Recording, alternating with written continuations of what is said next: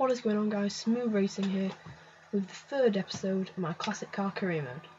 This time then we're in the truly classic circuit of Spa-Francorchamps in Belgium.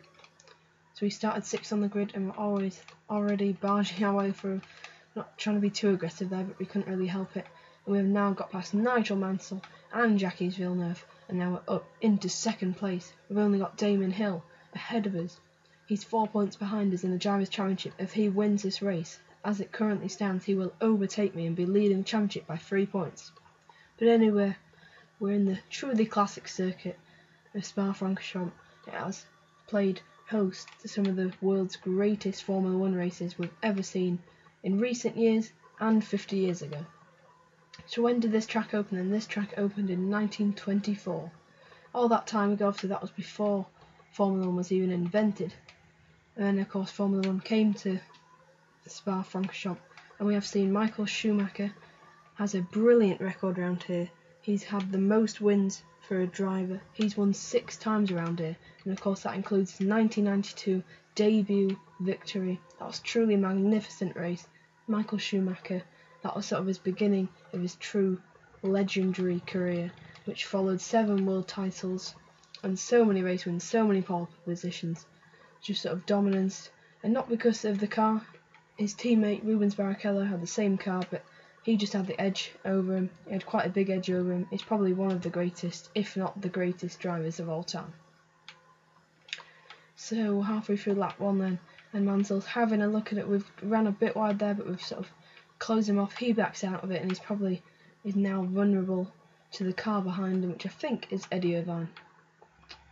Well, we braked a bit too late there, but we have caught up a bit to Damon Hill in doing so. That seemed to have worked in our favour. So Ferrari then have won here 12 times. The last one in 2009, obviously with Chicano Physical in that true classic. And we did see my favourite team, Force India, under the management of Fisichella, drive to that amazing 2nd place. And I was quite upset when he didn't win. I really was hoping that was going to be Force India's first ever win.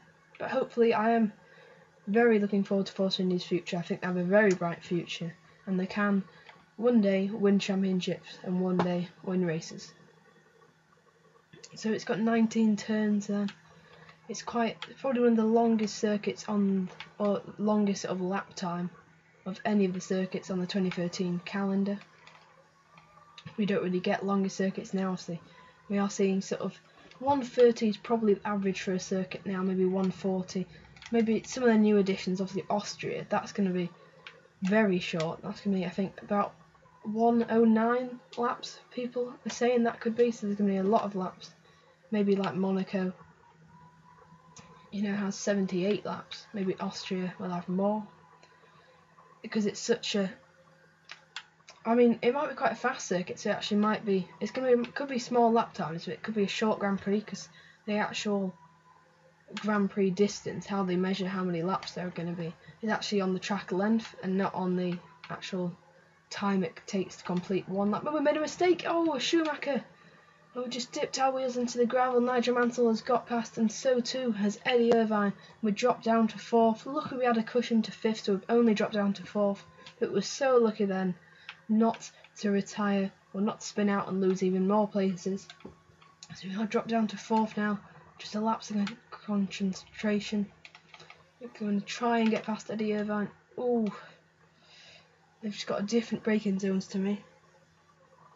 So lap record for this circuit is a 1:47. So that just shows you how long this circuit is.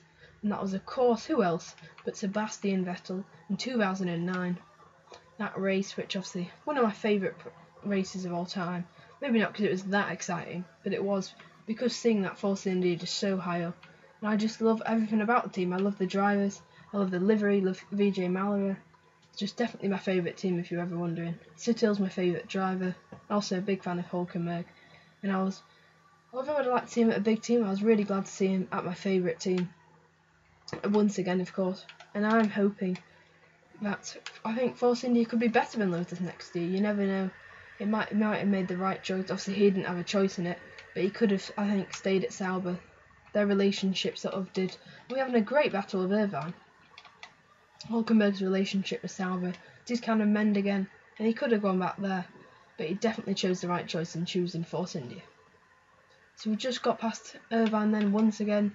We're having a great old scrap here, a classic scrap between the two Ferraris. Irvine, I think, is in the 99 Ferrari, we're in the 96 Ferrari, so he'll have the better car. Of course, the 99 Ferrari would one day, the 1996 Michael Schumacher would one day drive. Of course, that was the year before the dominance started, but I wouldn't call it pure dominance. It might have been dominance in kind of results, but I say that in 2003, Michael Schumacher really deserved it. There was a great battle, I think, with Raikkonen, and I can't remember, it might have been someone else as well. See, I was only 3 years old then, so I wouldn't remember that. But I have watched loads of classic races, I think, since the season started. I think I watched about 7 from 2003, just on Sky Sports F1. Anyway then, we're coming down the final corner then. We're going to take third. It was quite a good save after that dip into the gravel, that blip where we fell down to 4th, and we've gained 1 more place. We're going to finish 3rd in the Belgium Grand Prix then. Damon Hill's going to win this race.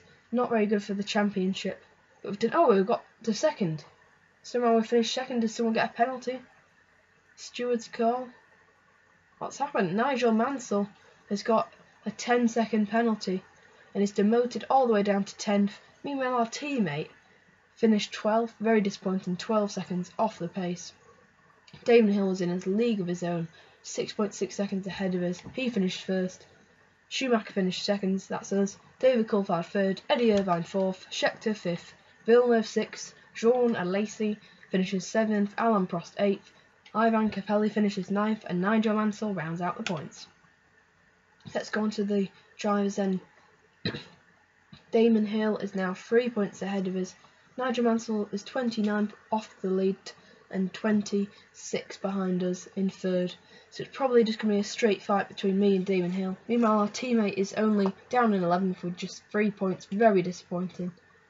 And in the Constructors then, we've moved up to 2nd, but we are 28 points behind the leaders. I don't think we're ever going to do that because of our teammate Gerhard Berger.